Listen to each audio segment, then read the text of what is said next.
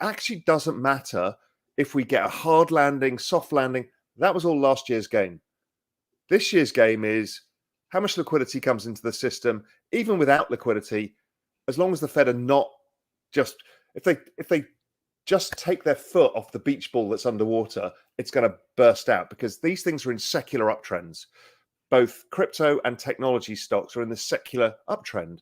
So as soon as you kind of stop the rate of change of rate rises, it all goes up. A little over 2 weeks ago, the U.S. Federal Reserve approved another interest rate hike. The highly anticipated, the quarter percentage point increase took the benchmark borrowing rate to a target range of 5.25% to 5.5%, the highest level in over 22 years. It also put some more pressure on the frail economy and fragile markets. But all that is about to come to an end, according to recent estimates from traders, investment banks, and analysts. During its June meeting, officials of the Federal Open Market Committee, FOMC, indicated that 2 more rate hikes are coming this year, but markets are now pricing in a better than even chance that there won't be any more hikes this year. Real Vision founder and chief executive Raoul is one of those who believe the Fed is not only at the end of its hiking cycle, but is also going to start cutting rates as early as Q1 2024. According to the renowned macro analyst, the change in the liquidity cycle, brought on by the Fed's and other central banks' tightening cycles, is the only thing keeping crypto asset prices down, and it's just about to end. Powell recently appeared for an interview on the NFT Morning Show, during which he discussed his outlook for the digital asset markets and the overall U.S. economy in the coming months. Powell is not the only one expecting an end to the tightening cycle and a cut in 2024. According to recent reports from Reuters, traders of futures tied to the Fed's policy rate are betting only a 10% chance that the Fed increases its benchmark rate during the next FOMC meeting, scheduled for September 19 to 20. Before the release of July's Consumer Price Index (CPI) data, they had seen about a 14% chance of a rate hike during the next meeting. According to the reports, traders are betting on a 28% chance of a rate hike by November, down from over 30% previously, and even a less likely chance of higher rates by the end of the year. In addition, the Fed's first rate cut is priced into the futures contracts by March 2024. Guy Lebas, chief fixed income strategist at Janney Montgomery Scott, said the recent inflation print might be enough to stave off more rate hikes for the rest of the year. Reuters quotes him as saying, "Assuming that the August inflation print is somewhere in this vicinity, I think this largely terminates the rate hike cycle. There's always a chance we get a reacceleration of inflation prints after October, but I don't think that's going to spur Fed action." During his interview with the NFT Morning Show, Powell does an in-depth analysis of current macro conditions and how they will impact digital asset prices within the coming months. The Real Vision chief executive also gives 3 crypto assets he expects to outperform massively during the next bull cycle. As we bring you clips from the interview, please take a little time to like this video, subscribe to the channel, and turn on post notifications for more videos. Thanks and enjoy the video. Crypto tends to be forward-looking. So it follows the liquidity cycle. And the liquidity cycle is kind of how much the central banks are printing, really. And so we kind of know that as economies slow down, or rates get too high and the economy slows down, the probability going forwards of them having to cut rates goes up. Yeah. So our liquidity indicators at Global Macro Investor back in June started bottoming. And that's when I bought ETH added to my ETH into that low. And then the rest of our indicators kind of bottomed in October, just as the markets bottom, and it worked really well. And so the crypto markets have been forward-looking. ETH seems to be more forward-looking than Bitcoin right now. And so they have been rallying on liquidity conditions easing somewhat. And these are global conditions, not just the US. So we had the Bank of Japan increasing their balance sheet. We had the Bank of England and a few others here and there, and other liquidity indicators doing that. So that drove that forward. NFTs are like the assets in the ETH economy. And if you think of, usually assets are the last things to bottom. So the stock market usually bottoms first. So like right now in the US, the stock market bottomed in October, but the housing market's still going down, right? And we're seeing it with Rolex watches as well, because people's discretionary spending has gone down and nobody's got any capital gains from trading. Everyone's just taking losses all day. So therefore, there's little demand for NFTs. So we're in that bottoming phase for NFTs. And I've been mentioning this recently as well. And it's the lagged effect as the ETH economy starts to recover. As the ETH economy recovers, we'll see a lot more, activity in crypto, and then we'll see NFTs starting to pick up as people got money to spend on, trophy assets or whatever within the ETH economy. So that's where I think we are now. Are you tired of the boring old stocks and bonds and would like to add some much-needed variety to your retirement savings account? Look no further than iTrust Capital, America's #1 self-directed digital IRA platform for individual investors. iTrust Capital allows you to enjoy the flexibility and tax benefits of individual retirement accounts (IRA) while investing in the exciting world of cryptocurrencies. With over 30 popular cryptocurrency offerings including Bitcoin, Ether, Dogecoin, Polkadot, Axie Infinity, Polygon, and Uniswap, you can invest in all your favorite cryptocurrencies and trade them 24 hours a day and 7 days a week from the comfort of your homes. You can also invest in physical gold and silver, while personally taking charge of your retirement plans and future with iTrust Capital.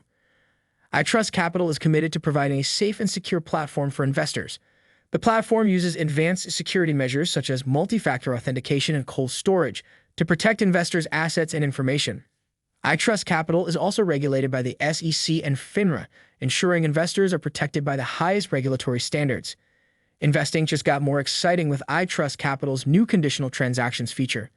This feature allows you to set conditional buy and sell orders so you never miss out on market rallies or get trapped during downtrends. Step into an exciting new world of opportunities with America's #1 crypto IRA platform by following the link in the description box below. It is safe and secure and gives you the much-needed variety for your traditional Roth, SEP, or simple IRA. Don't miss out on the chance to invest in the future of finance.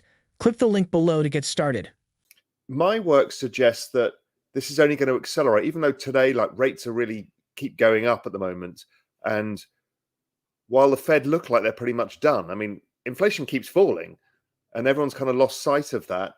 But I think the bond market's having to suffer from too much issuance of new bonds because the government's having to pay the interest on the debt, and the interest rate has gone up so much that they have to sell more and more bonds, and the bond market doesn't like that at all. You know, you'd see the same in crypto, anything else. When there's excess supply, the price collapses. So that's what's going on right now, which I think only exacerbates the chance that things get worse, and therefore, perversely, things get better for the markets because they look forwards to, oh, well, if things are really shit now, they're going to have to start cutting rates and they're going to have to start doing quantitative easing next year. I learned over time that the best strategy is have a long-term time horizon.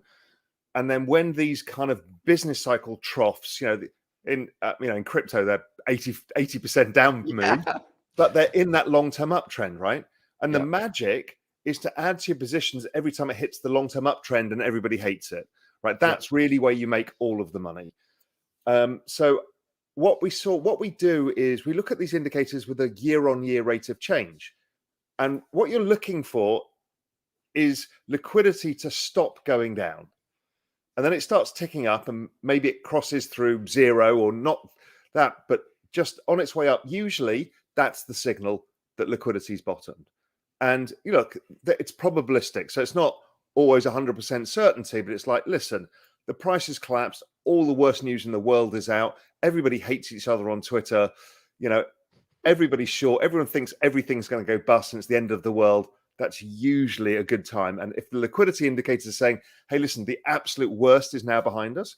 Also, it's really interesting because a lot of people get caught with present day conditions, their narrative, and then saying, well, why is the price not lower? Particularly like in the stock market right now. People are like, why isn't it lower? There's going to be a recession or whatever. It was all priced in last year. I mean, we had an 80% bear market in crypto plus. I mean, if that wasn't a recession, then I've no idea what is. The NASDAQ was down 35%. That's a recession. That's a regular kind of recession in the NASDAQ. So it all happened last year because markets are forward looking. They could see what was going on. They could see that the Fed jacking up rates at the fastest pace in history was going to cause an economic slowdown. According to Powell's analysis, the Fed's incessant rate hikes, the fastest in U.S. history, have been the force keeping the economy and subsequently crypto asset prices down. He compares it to someone holding a beach ball underwater. Now, the force is about to be lifted, and there's going to be nothing stopping the beach ball from bouncing sky high.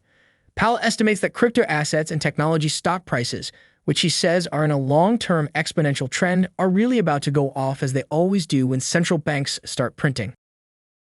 When asked about the crypto projects he is invested in and expects to perform impressively during the next cycle, Powell mentions Ether, Solana, and Dogecoin. Let's get back to the interview as Pal explains why he is bullish on these assets. I'm not Web3 or crypto agnostic. I'm a passionate believer and want to educate people and help people understand that journey and help institutional investors to corporations to anybody use this technology because, we all passionately believe in why. But at my level, I want to make money out of it too, right? It's this magic thing where you can kind of help change the world and also make money at the same time. So all I do is just look at a couple of things. One is I use Metcalfe's law, which is like how you value networks. And it sounds like it's very fancy, but really it's some proxy of number of active addresses and the value that gets transacted on that chain each week or each month. And you find that once you use a measurement like that, pretty much all of the chains are valued accurately versus that activity. So I look for that and you think, okay, well, what's got more adoption capability right now, Bitcoin or ETH? Now, Bitcoin's changed somewhat with ordinals and other stuff, right? But really, ETH is where everybody's building everything. Okay, and it's a large asset. So then I just look at the chart of the Bitcoin ETH cross, and this bear market, ETH did not sell off versus Bitcoin. In the bigger picture, it's really been in this kind of wedge pattern that usually looks like it's another breakout to come. So that kind of makes fundamental sense to me because there's more activity on chain, and so I think price drives it. Now, I then started looking at other assets, and the one that I noticed got a lot of adoption, a lot of developers, a lot of activity was Solana. So I look at the Solana ETH cross, and it's like, hell, that looks like it's going to break out too. So my allocations are really something like 80% ETH, 20% Solana, and there's other bits and pieces there here and there, but really it's a concentrated bet. I could change my mind if things change. I could be 100% Solana. I could be something else, but this bit, the kind of middle to top tier, is an easier trade than trying to find the next big thing. And I'm never going to make the 500x doing this, but I'm unlikely to lose all my money. If I look at the dust in my bags from the last cycle where I tried to buy like a equally weighted basket of smaller stuff, I mean, all of that was a failure apart from very few things. So I'm like, okay, I'm just going to focus on it. The other one that I'm actually focused on, I've mentioned this a few times before, I don't really have much of a position in it, but is Doge. And the reason being, it has a lot of owners, but no network effects apart from memes. If Elon uses it, so right now, most people don't realize this because half of Twitter is American. We don't get payments from Twitter because we can't have Stripe here in the Cayman Islands. And that's true everywhere. So there's a whole bunch of people all around the world who use Twitter who can't get payments. How do you create a global payment system for everybody? Well, just use an existing crypto. And Elon's made this very clear that he wants to use Doge. So if I can just instantly pay you in Doge for something via Twitter and you can convert it back into your currency of choice, kind of works. So I've got my eye on that, and because that could be a fun one. But otherwise, I just try and stay away from all of the FOMO. I've got a lot of friends of mine hitting me up about Pepe and stuff like that. I'm like, I'm just not going to do it because as soon as I get into it, it's too late. Pal and futures traders are not the only ones predicting that the Fed is at the end of its hiking cycle. CoinDesk reports that several investment banks are also on the boat that there would be no more rate hikes. According to ING chief international economist James Knightley, the Fed has no reasons to keep hiking given the current state of the economy. Knightley said, July jobs payrolls report doesn't suggest any need for the renewed impetus for the Fed hiking interest rates again in September. The Fed has signaled a desire to tighten policy more slowly, and the report appears consistent with a gradual cooling of the labor market. Going further, Knightley argues that the recent increase in the 10-year Treasury yield is another sign that the Fed will not announce another rate hike in September. The move higher in Treasury yield and the dollar in the wake of the Fitch downgrade and the U.S. Treasury funding announcement only adds to our conviction that the Fed won't need to hike interest rates further, Knightley noted. Do you agree that the Fed is at the end of its hiking cycle and will start cutting rates early next year? Please drop your comments and observations in the comments section below. Also, ensure you like this video, subscribe to the channel, and turn on post notifications for more videos. Thanks for watching.